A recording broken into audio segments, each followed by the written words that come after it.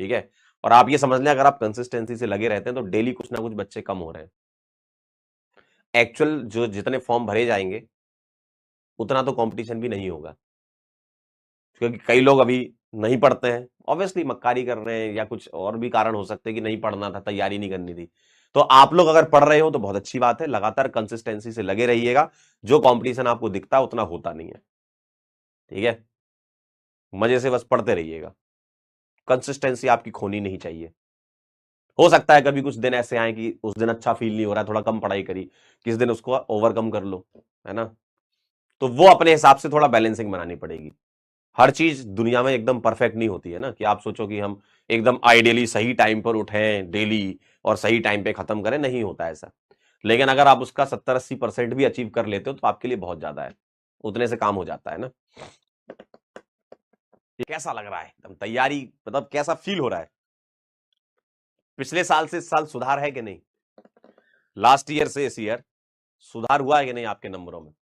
सुधार होना चाहिए। और कभी ऐसे मतलब होता है ना कि आपको लगे कि एक बार में ही मैं सारे नंबर ले लूं, है ना, कि एक टेस्ट ऐसा आएगा जिसमें मुझे ऊपर वाला कुछ आशीर्वाद दे देगा और मैं टेस्ट में जाऊंगा और मैं फोड़ दूंगा। सोचने में कितना अच्छा लगता है नहीं, कि कभी मेरे इतने नंबर आए। लेकिन वो ऐसे नहीं होता है, स्टेप बाय स्टेप होता है। तो अभी आप जितने भी नंबर पर हैं, आप थोड़ा सेल्फ एनालिसिस करें। आप बैठे, है ना, रात में सोने से पहले 10-15 मिनट और कुछ चीजें लिख लें, जैसे कि मेरे पिछले टेस्ट में कितने नंबर थे, अगले टेस्ट में मुझे कितने नंबर बढ़ाना है। एक रियलिस्टिक टारगेट लें। ऐसा नहीं कि अगर आपके पिछले टेस्ट में मान लो 500 नंबर थे और आप सोचोगे सर अब तो 720 ही मार दूंगा मैं, ये सिर्फ सोचने में ही होता है।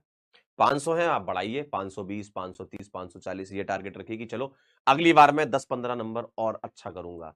फिर उसके बाद फिर 10-15 नंबर और ऐसे धीमे धीमे सोचें।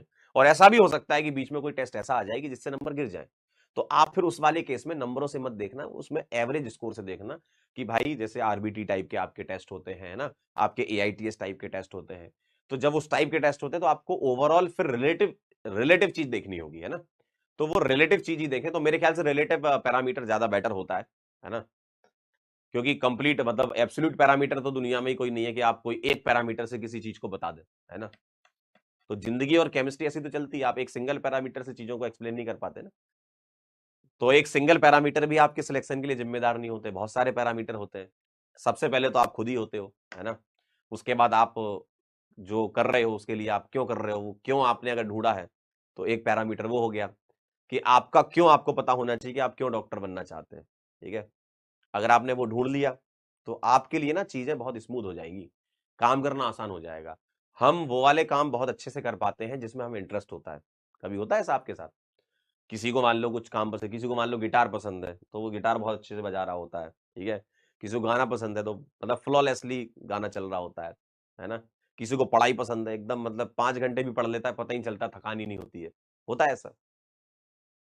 तो अगर आपको वो काम पसंद है तो आप उसको बहुत आसानी से कम एफर्ट में कर सकते हैं। अदरवाइज आपको जो काम नहीं पसंद है उसमें एफर्ट बहुत डालना पड़ता है, क्योंकि पहले तो दिमाग को समझाना पड़ता है कि दिल मेरे तू जरा ये समझ ले। है ना। पहले समझाना पड़ता है ना दिमाग को कि मेरे को पढ़ना है। फिर दिमाग कहता है नहीं नहीं नहीं नहीं अभी तो चाय पीनी है। फिर कहता है नहीं पढ़ना है, पिछली बार नंबर नहीं आए थे, कहता है नहीं नहीं नहीं नहीं चाय पीनी है। तो ये सब द्वंद्व चलता रहता है। और अगर आप चीजों को लिख लोगे, अपने टारगेट को एकदम सेट कर लोगे और जीवन में ना एकदम क्लियर अप्रोच के साथ जियोगे ना, तो आप देखना आपके जीवन में भी सुधार होगा। हम लोग सबसे ज्यादा दिक्कत पता है कब पैदा कर लेते हैं? जब हम हौच पौच कर देते, सारी चीजें मिक्स कर दिया, इधर इधर इधर उधर, 10 चीजें इधर से सुनी, 5 चीजें इधर सुनी, 3 इधर सुनी, अपना भी ज्ञान उसमें लगाया, 10 लोगों का ज्ञान उसमें लगाया, खिचड़ी बनेगी। और खिचड़ी में डाल देते हो आप रायता, और रायता जो फैलता है ना फिर कोई समेट नहीं पाता। फिर आपको लगता है सर अब तो नंबर नहीं आ रहे हैं, सर ये नहीं हो रहा है। एकदम क्लियर थॉट क्लियर विजन के साथ आपको आगे बढ़ना है, कि अगर आपको सिलेक्ट होना है तो उसका क्या स्टेप बाय स्टेप प्रोसेस हो सकता है सिलेक्ट होने का। पिछले टेस्ट में नंबर कम आए थे, क्यों कम आए थे, उसका एनालिसिस करना। अगले टेस्ट में क्या सिलेबस आ रहा है उसको सही टाइम पर सही तरीके से रिवाइज करते हुए आगे बढ़ना। एक ऑप्टिमम नंबर ऑफ क्वेश्चंस को लेते हुए चलना रिवीजन में, है ना। किसी एक सब्जेक्ट को बहुत ज्यादा प्रायोरिटी ना देना, है ना। ऐसा नहीं कि आपको लगे कि यार बायोलॉजी तो हमको आती है, एक काम करता हूं इस बार हम केमिस्ट्री पढ़ लेता हूं या फिजिक्स पढ़ लेता हूं। ठीक है, कोई एक सब्जेक्ट आपका अच्छा होना चाहिए, वो तो देखो सिलेक्शन के लिए तो ऐसा होता ही है, master in one average in all. ये तो करना ही है आपको, तीनों सब्जेक्ट जब करोगे तब आप सिलेक्ट हो जाओगे, है ना। लेकिन इसका मतलब ये नहीं कि सर आप एक ही सब्जेक्ट को पढ़े जा रहे हैं, तो फिर आपके सिलेक्शन के चांसेस कम हो जाएंगे। या ऐसा भी नहीं करना आपको कि कुछ भी नहीं पढ़ रहे, है ना, मतलब आपके जो सब्जेक्ट बिछे हुए हैं आपके सामने आपकी टेबल पर, आप बस बैठे हुए हैं और कुछ पढ़ ही नहीं रहे। तो पढ़ना भी जरूरी है और सही से पढ़ना भी जरूरी है, दोनों चीजें जरूरी है। और अपनी जो भी स्टडी टेबल होती है आप उसको एकदम क्लीन रखें, है ना, क्योंकि जहां पर साफ सफाई अच्छी होती है वहां पर सरस्वती जी आती है, ठीक है। तो ये भी आप ध्यान रखें।